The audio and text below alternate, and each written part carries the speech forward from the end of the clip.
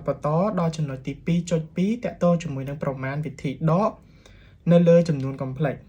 តោះអញ្ចឹងដើម្បីធ្វើប្រមាណវិធីដកនៅលើចំនួន complex តើយើងធ្វើម៉េចអញ្ចឹងឧទាហរណ៍ថាខ្ញុំមានចំនួន complex 2 complex ទី1គឺ set on ស្មើជាមួយនឹង2បូកជាមួយនឹង 5e set គឺស្មើជាមួយនឹងដក3បូកជាមួយនឹង 2e បន្ទាប់មកខ្ញុំយកចំនួន complex ទាំងពីរនាក់ហ្នឹងមកធ្វើប្រមាណវិធីដកជាមួយគ្នាបែបនេះ set on ដកជាមួយនឹង set អញ្ចឹងយើងបានតម្លៃរបស់ set on 2បូក 5e ដកជាមួយនឹងតម្លៃរបស់ set ដក3បូក 2e អញ្ចឹងយើងគ្រាន់តែផលិតវងកញ្ចក់ចេញទៅមានន័យថាយើងព្យាយាមផលិតវងកញ្ចក់ចេញនៅខាងមុខនេះគឺយើងលុបវងកញ្ចក់បានស្រួលយើងមិនបាច់ធ្វើអីទេប៉ុន្តែខាងក្រោយនេះមុននឹងលុបវងកញ្ចក់យើងត្រូវគុណសញ្ញាចូលអូខេអញ្ចឹងយើងត្រូវគុណសញ្ញាដកនេះចូលទៅកាន់ដក3អញ្ចឹងដកជួបដកយើងបានបូកអញ្ចឹងយើងបានបូក3ដកជួបមួយនឹងបូកយើងបានដកអញ្ចឹងយើងបានដក 2e បន្ទាប់មកទៀតអ្នកទាំងអស់គ្នាគឺប្រើលក្ខណៈផ្ដុំមានន័យថាអ្នកទាំងអស់គ្នាគ្រាន់តែយកផ្នែកពិតធ្វើប្រមាណទីជាមួយនឹងផ្នែកពិតផ្នែកនិមិត្តធ្វើប្រមាណទីជាមួយនឹងផ្នែកនិមិត្តទៅគឺជាការស្រេចហើយគឺយើងបាន2បូកជាមួយនឹង3ហើយយើងបាន5ដកជាមួយនឹង 2e អូខេអញ្ចឹងយើងធ្វើប្រមាណទីធម្មតាទៅគឺយើងបាន5បូក3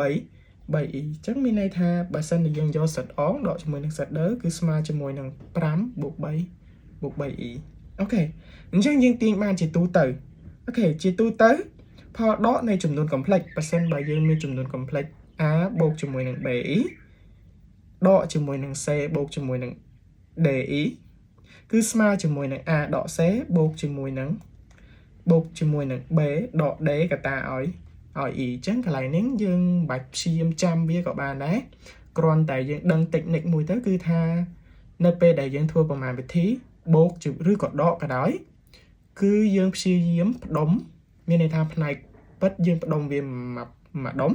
ហើយផ្នែកនិមិត្តយើងផ្ដុំវាមួយដុំទៅហើយធ្វើប្រមាណវិធីបូកឬក៏ដកធម្មតាទៅគឺជាការស្រេចហើយអូខេអញ្ចឹង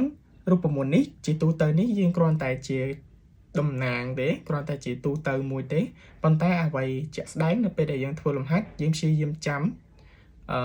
technique ទៅវាប្រសើរជាងពួកអីគូក្បាលយើងមិនអាចដាក់របស់របរអីបានច្រើនដល់ថ្នាក់ហ្នឹងអូខេតោះឥឡូវយើងមកមើលកំហាត់គំរូអូខេតោះអញ្ចឹងលំហាត់គំរូរបស់យើងគេចង់ឲ្យយើងគណនា set on ដកជាមួយនឹង set ហើយគេចង់ឲ្យយើងទៅសេចម្លើយហ្នឹងទៅជាទម្រង់ពេជ្រគណិតចាទៅសេចម្លើយជាទម្រង់ពេជ្រគណិតហ្នឹងមិនតោះឥឡូវខ្ញុំបង្ហាញទាំងអស់គ្នាអញ្ចឹងគេឲ្យយើងយក set on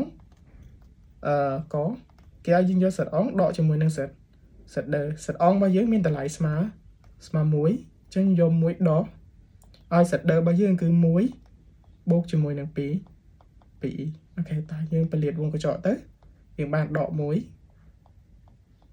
ដកឲ្យ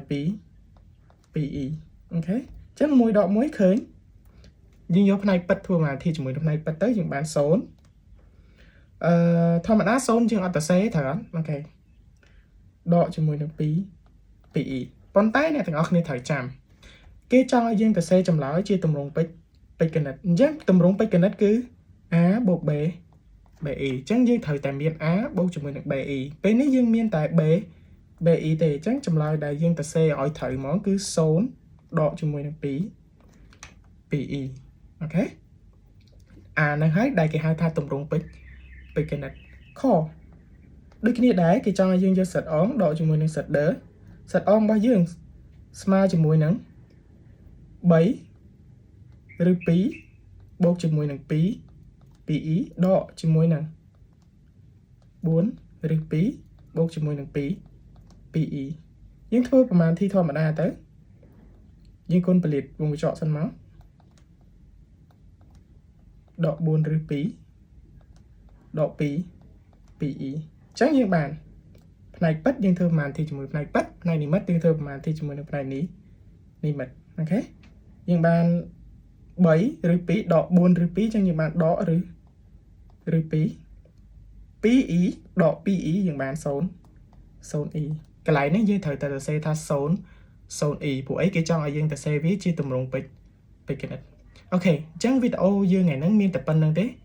អរគុណអ្នកទាំងអស់គ្នាបាយបាយ